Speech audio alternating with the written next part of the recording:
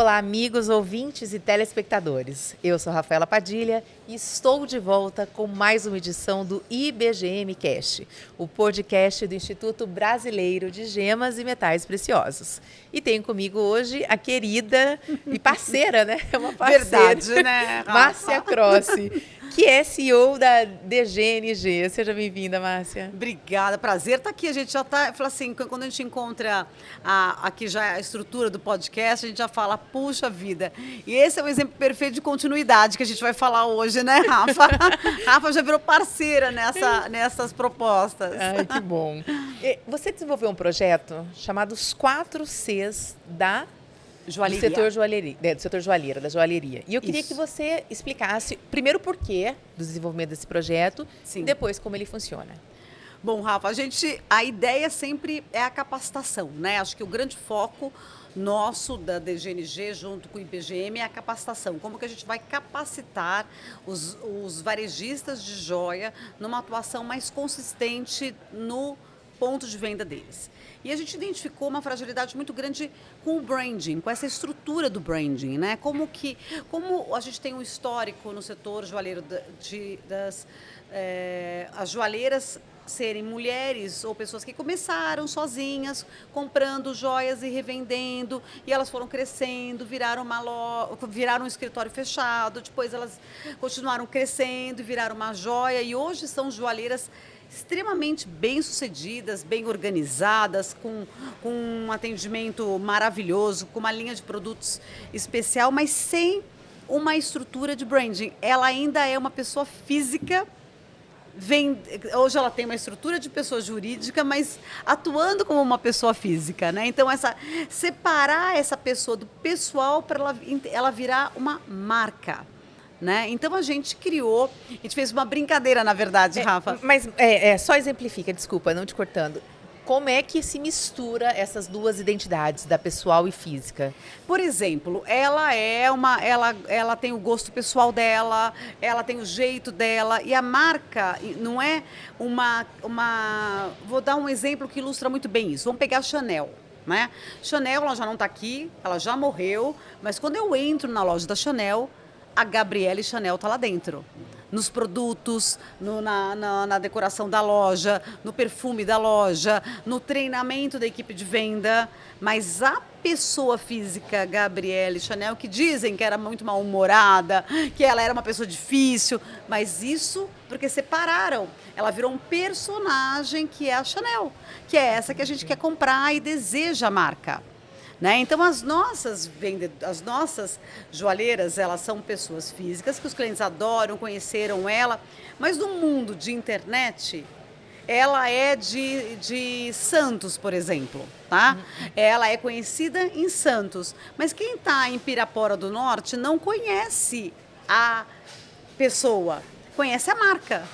Ele entra no Instagram ou ele entra no site, ele não vai ter um contato pessoal com a joalheira, ele vai ter um contato com a marca.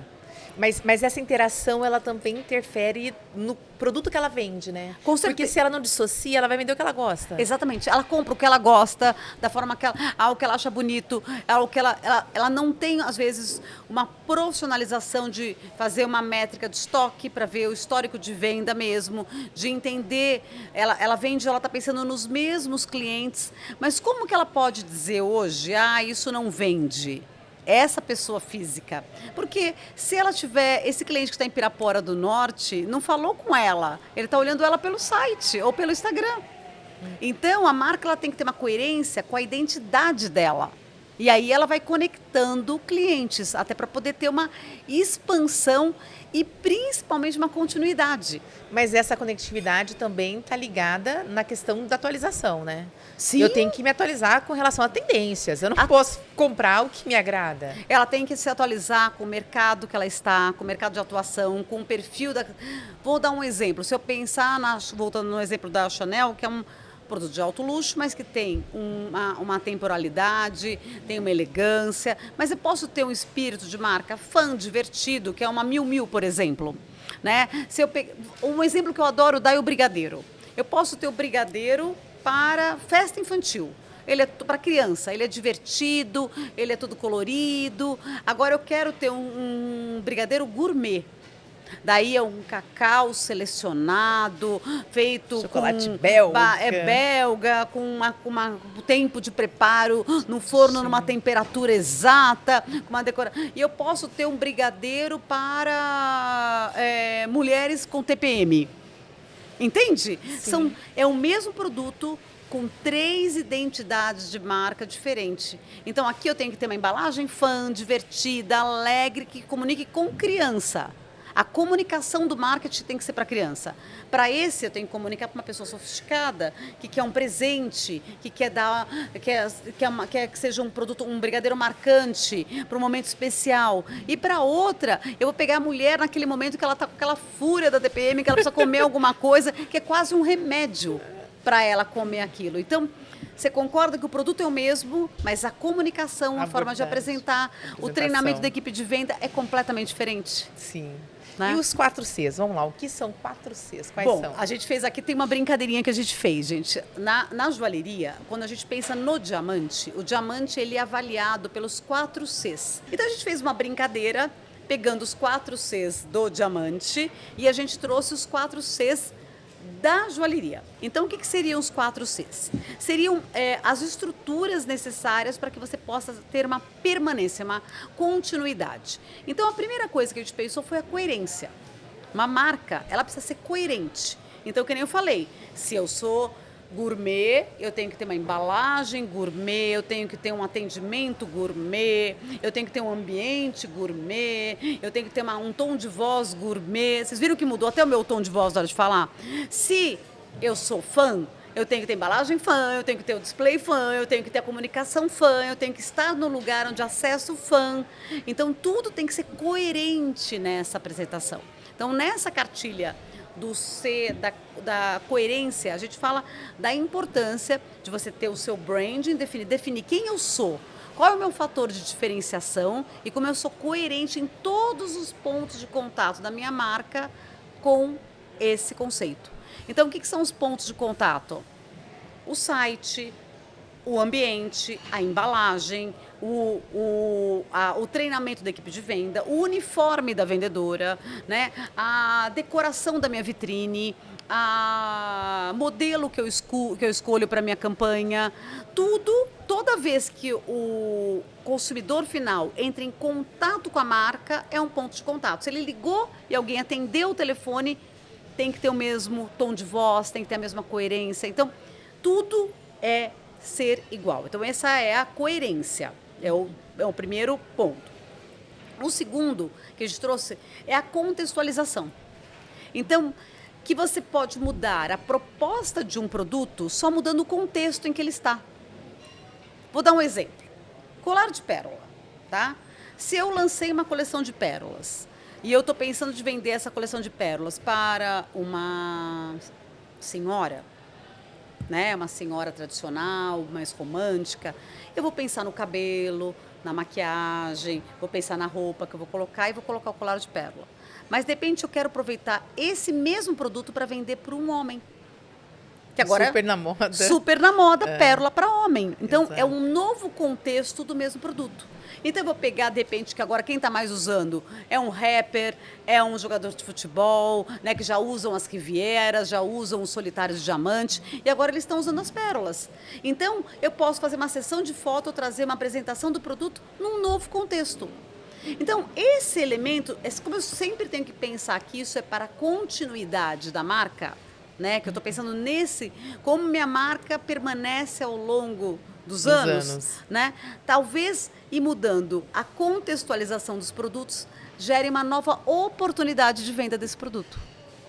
Né? Entendi. A questão do colar de pérola exemplifica bem isso, né? Exato. Era uma coisa que era restrito a idosas, assim. As jovens clássico. Tinham muita resistência. Muita resistência, porque era, isso é joia da vovó. Hoje em dia todos os meninos querem. Querem. Por quê? Porque mudou o contexto. O contexto. Mudou o contexto. Então, isso é uma coisa, é uma oportunidade. A gente tem que entender que a contextualização é uma oportunidade para desovar estoque.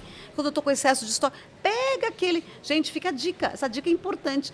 Pega essas peças todas que vocês têm lá dentro e cria um novo contexto. Você tem uma coleção de folhas, joias de ouro em formato de folha, né? E você fez a coleção Pantanal, por exemplo, nas folhas, inspirada Pega essas folhas e traz para um outro contexto. Por exemplo, eu vou fazer uma coleção sustentável, orgânica, onde eu vou trazer uma experiência sensorial, eu vou trazer um chá, vou oferecer um chá, eu vou contar que as plantas, o efeito medicinal dessas folhas, como elas podem trazer bem-estar, eu trago ela no ambiente, eu faço o lançamento, eu relanço a mesma coleção no ambiente mais holístico. Sobre outro contexto. Num outro contexto. Eu mudei e trouxe uma nova forma de vender essa peça. E o nosso terceiro C? Daí a gente está falando então eu falei da coerência, contextualização. Exato. E agora é a consistência, né? A consistência, sabe aquela coisa de água mole em pedra dura? Tanto bate até que fura, né? Então, a consistência é isso. É eu manter. Se eu assumir que minha marca é uma marca fã, eu tenho que estar sempre trazendo esse tom de voz. Eu sempre vou ter que trazer na comunicação o fã, o divertido. Eu não posso uma hora falar como fã e uma hora falar como gourmet. Entendeu? Então eu tenho que ter sempre uma consistência nessa minha forma de fazer sempre igual para que o cliente possa entender. Eu posso ter vários nichos na mesma marca. Você pode ter... A marca é uma só. Eu vou pensar, então, a minha marca é uma marca... Vamos pegar esse exemplo. É uma marca fã, que ela tem como pilar dela ser uma marca fã. E olha que eu não falei sobre produto. Eu estou falando que minha marca é uma marca divertida. A minha marca divertida, ela pode vender brigadeiros divertidos, ela pode vender joias divertidas, ela pode vender blocos de papel divertido, ela pode vender roupa divertida. Você concorda que a marca é maior que o produto? Né? Com certeza. Se a Chanel quiser fazer condomínio de casa, hoje ela não pode? Não ia vender? Se lançasse lá condomínio Chanel, estava vendido na planta. Se a Chanel quisesse vender iogurte, ela pagaria 7 vezes o preço do iogurte e compraria um iogurte Chanel. Então, a marca, ela é maior do que o produto. O produto é um dos pontos de contato de uma marca. Né? Tanto que eu olho e eu falo, nossa, esse produto está parecendo tal. Eu estou olhando esse produto aqui, ele está me lembrando Google. Né? Quando eu olhei, a minha associação foi Google. É verdade. Né? Você entende? Então, é essas associações que estão dentro da semiótica, que são símbolos, as cores. Por isso que a importância do logo, da cor da marca, da cor da embalagem, do branding. Né? Então, como tudo isso faz parte desse contato. Então, a consistência é você ser fiel ao que você definiu como pilar para sua marca. Ah, legal. E o último C? Que é a conveniência. A conveniência é assim, hoje o meu cliente está onde? Na casa dele. Para ele vir na minha loja, ele tem que pegar o carro, estacionar no estacionamento, subir, pagar o estacionamento, um trânsito horroroso. Talvez ele não queira. Então, onde eu tenho que estar? Eu tenho que estar no e-commerce, eu tenho que estar no Instagram, eu tenho que estar no TikTok. Eu tenho que estar, quando ele viajar para a Grécia, eu tenho que estar lá no Beach Club da Grécia. Quando ele for esquiar, eu tenho que estar lá no lugar do esqui. Estação de esqui. Então, a conveniência é a marca estar aonde o cliente quer se comunicar com a marca. Entende? Né? Então, se ele não pode vir, eu mando uma malinha para sua casa. Sabe quando teve a pandemia, que surgiu aquela coisa das malas de roupa? Foi uma conveniência, foi uma estratégia de conveniência para poder continuar vendendo. Então, eu tenho que entender quais são as demandas do meu cliente, né? Quais são as dúvidas, o que meu cliente está querendo. Né? Será que ele quer que eu mande Ele está na praia? Será que ele vai querer que eu mande o mostruário na praia para atender ele? Talvez seja. Eu tenho que... Fiz uma brincadeira aqui, né, gente? Mas assim, porque a gente tem a questão de segurança e tudo. Mas a conveniência é um pouco o conceito do omnichannel, né? É estar aonde o cliente quer. E entendendo que esse cliente muda. Uma hora ele compra no site, depois ele vem na loja, depois ele vai no evento que você fez, num restaurante ou num outro lugar, depois ele está no Beach Club. Ele muda, então, mas ele quer ser atendido pela marca em todos esses lugares. Então, a marca, ela tem que entender, primeiro, quem é o consumidor final dela, entender quais são os hábitos de consumo, de lifestyle. Principalmente, falo que a conveniência está muito relacionada a essa questão do lifestyle. Onde esse cliente frequenta? Aonde ele está? Para minha marca se inserir nesse contexto. Mas, na verdade, todos esses 4 Cs que você apresentou estão ligados a uma única coisa, o conhecimento do cliente. É o princípio de tudo. Né? Tudo. Você conhecer o cliente para entender, porque assim, na hora que você criou uma marca, você começa a criar pessoas que pensam, tem um alinhamento de pensamento com a marca. Né? Por que a gente deseja? Por que se eu perguntar assim para você, você prefere Prada ou Miu Miu? Prada. Prada. Se eu perguntar para você, você prefere... Não tem agora no TikTok aquelas brincadeiras? Sim. Esse ou esse? Você prefere esse ou esse? Por quê? Vai tendo um alinhamento. Pessoas diferentes, respostas diferentes. Você prefere, né, Dior ou Chanel? Porque o estilo, o lifestyle da marca é alinhado mais com o seu. Se eu fosse uma pessoa... vou dar um exemplo. Eu sou zero, gente. Não sei se eu vou deixar isso público, que eu sou super sedentária, né? Mas eu já falei. Então, assim, o apelo de escalar, de fazer trilha... Não te né? pega. Eu vou se falar, olha, ali tem olha, outro dia eu peguei uma conversa paralela, olha, tem um hotel que tem umas trilhas maravilhosas. Pronto, eu estou no sentido contrário. É o último lugar que eu vou. Vamos acampar. Eu fujo, né? Então, assim, mas tem pessoas que não. Tem pessoas que tem o sonho do motorhome, que querem viajar. Cada um tem um alinhamento, uma forma de pensar, porque tem o seu estilo de vida. Sim. Né? Tem os diretores hoje que fazem caminhada de bicicleta à noite, que tem o lado B, né, que a gente brinca. Então, é entendendo o lifestyle dele, como é que a sua marca, ela já tem um alinhamento com esse cliente. E né? todos esses Cs, né, esses 4 Cs, eles convergem para que a marca tenha durabilidade, para que ela sobreviva, né? Exatamente, tem a continuidade. Continuidade. A gente falou que são os 4 Cs da continuidade, né? Então, como uma marca permanecer aberta, viva, vendendo e, mais do que tudo, desejada. Porque se eu não estruturar esses 4 Cs, eu não faço essa marca ser desejada pelo meu cliente. E é difícil se reinventar. Marcas com centenárias, né? Centenárias. E você percebe que a bola da vez muda? De repente, a bola da vez é a Gucci. Daí passa o tempo, a bola da vez é a outra. Porque ela lançou, ou teve uma sacada, ou teve uma ação. Né? Isso é um movimento vivo de marca. Né? Tem horas que eu vou gostar mais do seu cabelo, tem horas que eu vou gostar menos do seu cabelo. Eu gostei mais da sua roupa de hoje do que da roupa de ontem. Não é? Sim. É isso, é vivo. Né? Então, hoje você chamou mais minha atenção, ontem menos. Mas isso não quer dizer que eu goste menos de você. Você entende? Mas eu tenho que fazer você continuar gostando. Você tem que se preocupar de fazer com que eu continue gostando de você.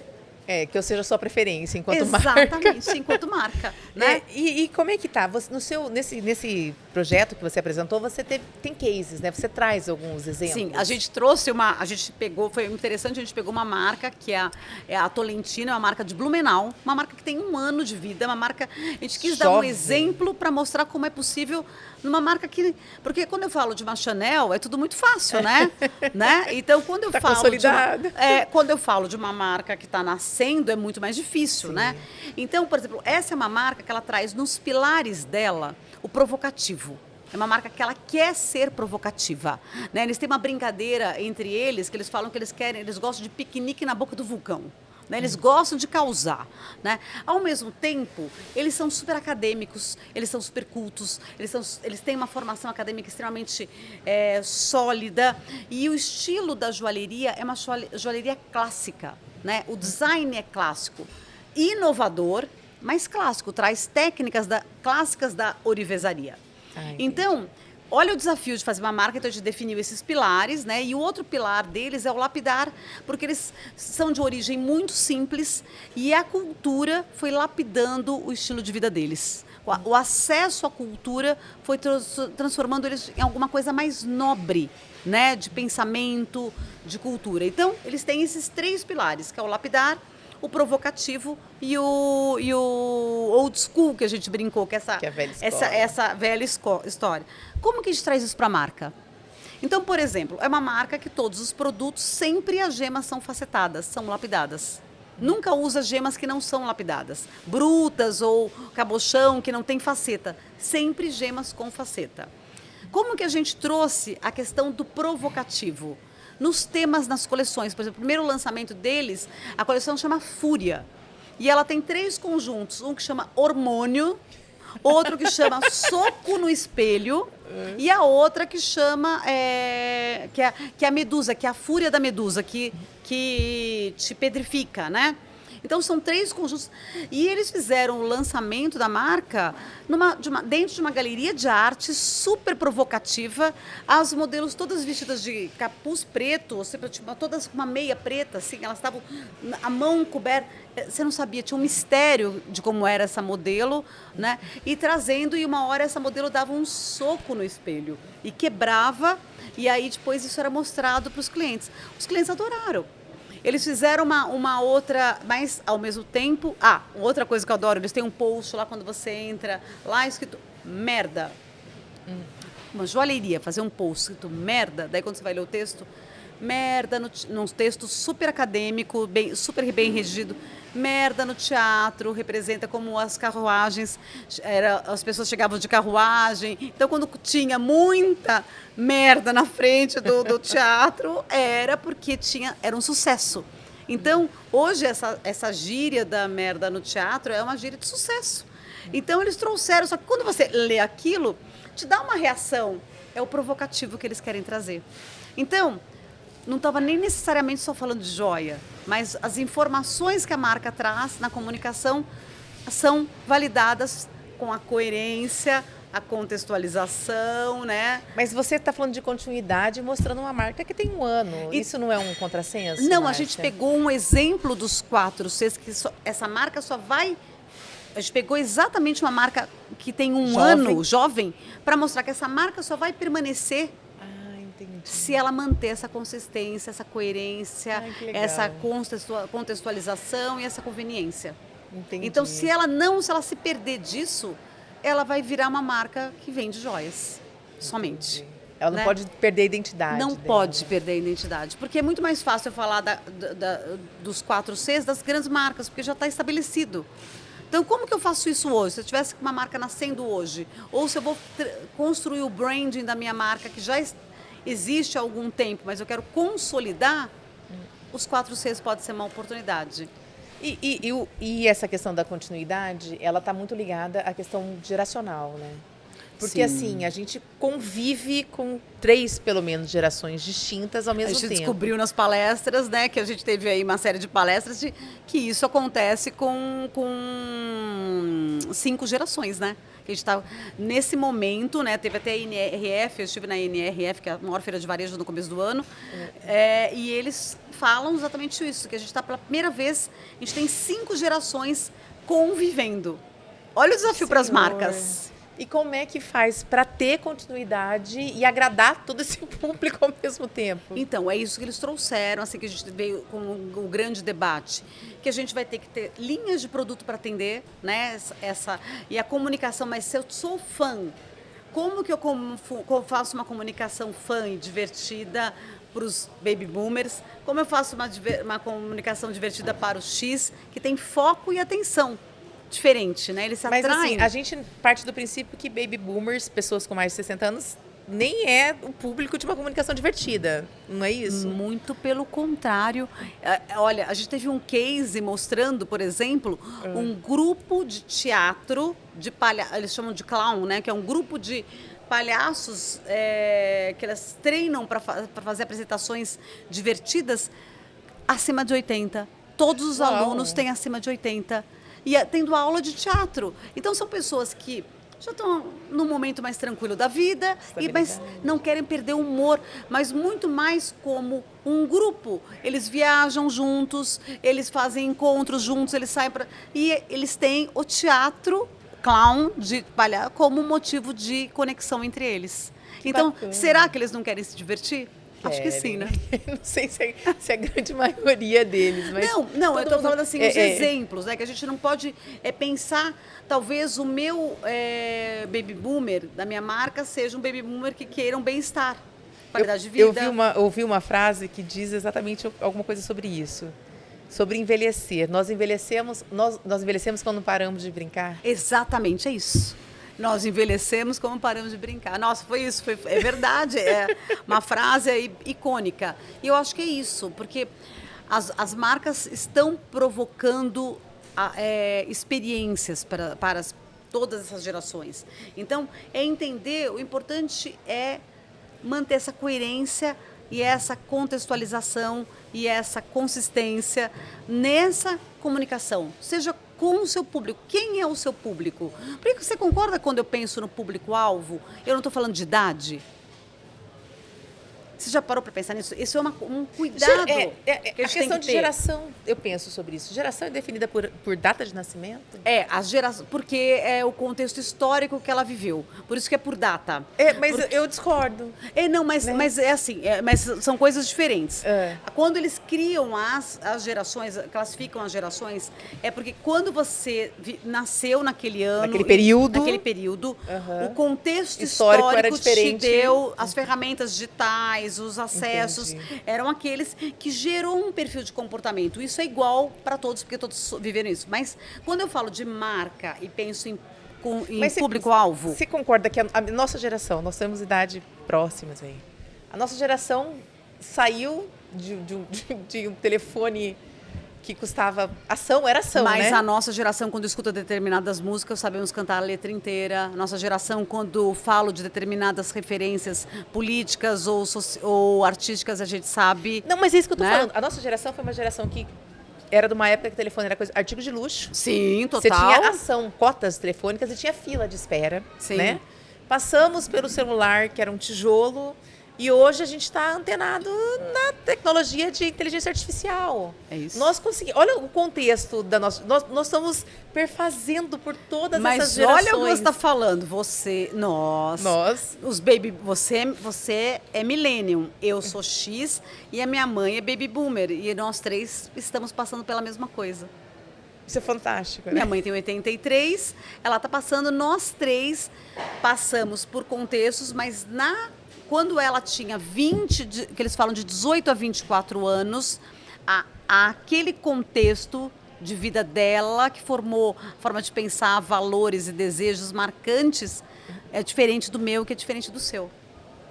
Entendeu? Bacana. Mas quando eu penso no consumidor final, no público-alvo de uma marca, eu estou falando de lifestyle e não de idade. É o modo de vida da pessoa. É o modo de vida da pessoa. Eu posso ser uma pessoa zen, meditação, não importa se eu tenho 80, 20 ou 30. Esse é o estilo de vida que eu gosto. E que muda. Exatamente. Nada impede da Márcia começar a fazer atividade física daqui a um ano, daqui a um mês. Mas hoje, se a marca falar com essa linguagem, não me conecta. Não vai te conectar. Quando eu fizer a mudança, ela vai fazer. Então, eu posso ser que eu passe a consumir novas marcas quando eu fizer essa mudança. Que legal. E isso é muito legal, porque eu posso ser uma nova... Aos 55 anos, eu posso ser uma nova consumidora de uma marca que já está aí há muito tempo. E como é que foi a aceitação desse seu projeto, Márcia? Olha, como é que está sendo? Foi muito legal, porque a gente acabou tendo essa acesso, né, para que todo mundo tivesse acesso a essas cartilhas e pudessem estar praticando. O ideal, como a capacitação é o grande ponto, é que você possa levar esse material para dentro da sua empresa e aplicar com a sua equipe. Seja ela 1, 2, 10, 30 ou 50 ou 100 pessoas, né? Que você pegue esse material, como ele é muito didático, né? Ele é um material de faça isso, não faça isso, dicas de sim, dicas de não. Então, é muito fácil de você levar e tentar trabalhar isso dentro da sua equipe. E se você trabalhar qualquer ação dessa, vai gerar um movimento. O pequeno movimento que for, a gente está trazendo uma continuidade para essa marca. Né? E essa continuidade é no sentido de atravessar também adversidades, né? Que a gente... Todos os desafios do nosso setor, todos os desafios da políticos, economia, sociais, emocionais, né? De saúde mental, de tudo. Que a gente que possa ser uma forma da marca sair ilesa aí nessa jornada dela. Márcia, nosso tempo acabou, mas você é um oásis para esse mundo da joalheria. Eu sou uma curiosa, né? Não entendo absolutamente nada de joia. Eu gosto de conversar, eu sou boa em conversar. E conversar com você sempre flui, é sempre... Porque você entende muito do setor e o mais legal não é o entendimento que você tem.